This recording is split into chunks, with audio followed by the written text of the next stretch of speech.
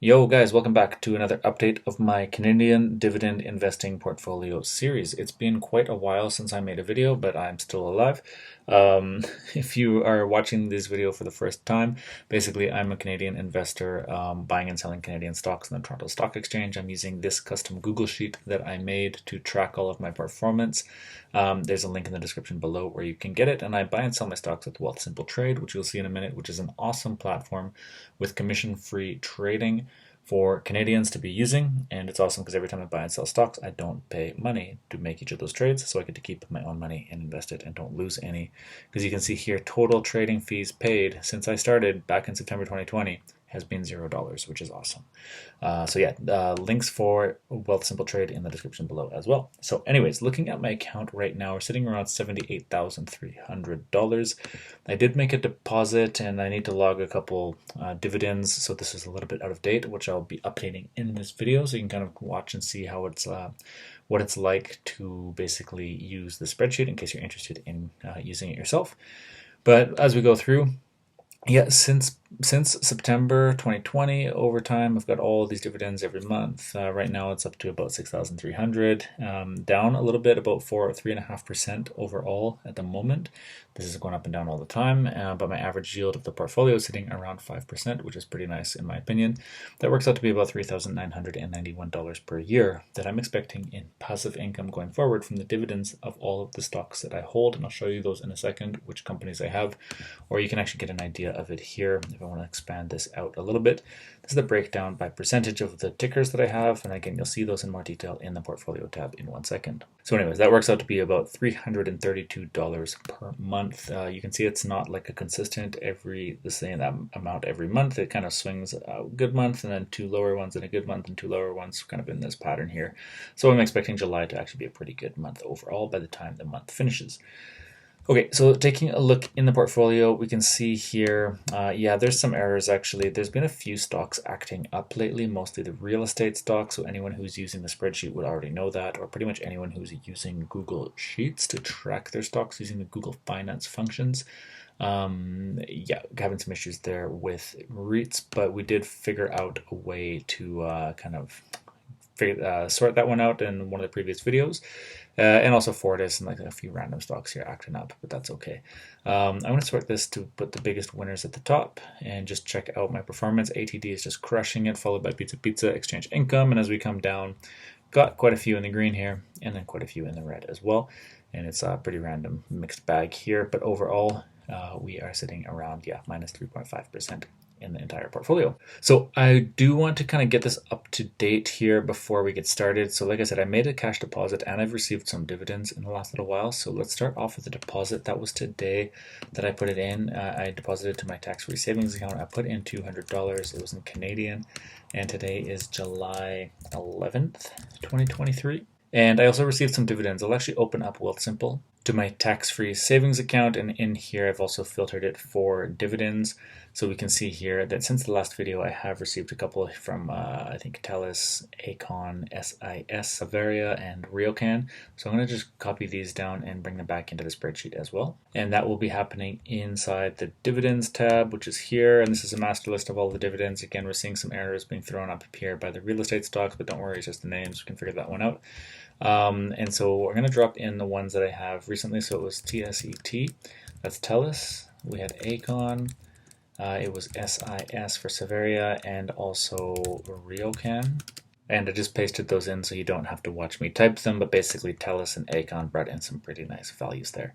In the portfolio tab now, in the summary tab, now we can see that the total for July has been reflected, and the actual available cash in my account is higher than I was kind of talking about at the beginning of the video, and that's because I just hadn't actually physically updated the spreadsheet yet before I started the video, which I guess I could have done, but this way you can kind of see what it's like to use a spreadsheet. So you have to like input all of the actions you do, whether it's make a deposit, make a transaction, receive a dividend, and that sort of stuff. And that's kind of how dividend stock tracking works in spreadsheets, because the spreadsheet only knows what you tell it for the most part. It does know things like the current price, for example, the live current price of stocks and stuff like that. but it doesn't know what you do on your broker, so you got to kind of keep it informed. So anyways, when I was in here looking at what stock I should buy today, I had $500, about $530 in the account, and so I was kind of poking around, and the one that really caught my attention this week was Northwest Company, which is right here. So I'm down about 8% on these guys, and let's actually pull them up in the Sparkline tab. We can get a rough idea of what they do. They like to go up slowly, and they just tanked recently.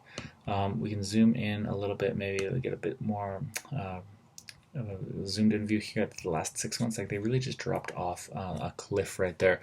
And you can see it in Yahoo Finance or wherever you want to look at them. They've actually pulled back pretty well in the last day. I wanted to buy them a few days ago, but I forgot. I was really busy at my job, and I work during trading hours, so I bought them up here when I was planning to get them down here. But whatever, it's still good when you zoom out a little bit and see that they really have tanked. Down from an all-time high, basically of almost $40, back down to like $31. Pretty wild. They also made up a very small percentage of my portfolio. Before I bought them, it was about 1.75%. I had 44 shares, and when we sort the portfolio in here to figure out what my biggest holdings are and what my smallest holdings are, I like to try to jump on good opportunities when it's possible to build up some of the smaller positions. So we can see here at the top, like Waste Connections, RioCan, AQN are all pretty big chunks of my portfolio, and down here, Northwest Company was my third smallest position. So I thought that's a great opportunity to build this one up a bit. So what I did in Wealthsimple, I can just show you here for my buys instead of the dividends. We can see here that I made just a market buy of 15 shares. So it was about $467 that I bought, and that's really going to boost my position, and it's going to actually reduce my average cost, which at the time was $33.91. So let's actually go and log the transaction here in the transactions tab again. This is a big master list of all of my transactions, but here today I just have one to put in. So it's Northwest Company. It's July 11th, 2023.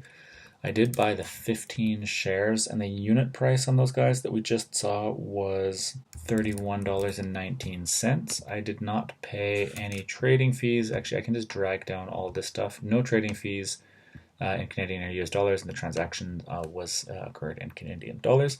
So the total was $467.85. So when I do that, then the next thing to come back to it's good to come back to the summary tab and just check the remaining cash. So I had about $62 left over. In the portfolio tab, it will have updated this information. So now, for example, we can look at the average price after this transaction. So now this is current. My real average price now is $33.22, which was before it was $33.91. So I've reduced my average cost, and you'll see that this number has been reflected as well. Now I'm down lower on the position because I've just bought more shares at a lower value. So yeah, I'm pretty pumped on these guys. It will bring up my consumer kind of section of my pie chart here into be a bigger portion. I have a lot of real estate, a lot of utilities and other stuff, and not too much in the consumer side of things, so that's nice for me. And you can actually see here as well that by buying these shares, the yield of Northwest Company is around 4.88%, so just less than 5% there. And actually, I bought 15 shares, and each share is going to pay me $1.52 per year. So I'm looking at about $22.8 increase in my annual dividend income from the 15 extra shares that I bought right there. And that actually pushed my annual income over $4,000. So before it was sitting around $3,991. So we've gone up almost $23. And now my annual income from dividends, which is totally passive and tax-free in my tax-free savings account, is now over $4,000 per year, which is incredible, I think. So if I ever wanted to, I can start withdrawing that cash and have cash flow of this amount per year. But for now, as I get all of these payouts every month, I'm reinvesting it back into the account and trying to build that snowball effect of reinvesting those dividends and then getting like dividends on the money that I buy new dividend stocks with and stuff like that. So anyways, guys, that is all I got for you now. I have seen, by the way, if you're still watching, that quite a few people that are using the spreadsheet have emailed me with some questions, and now I'm back again for a little while here, and hopefully this week I will be able to reply to everyone.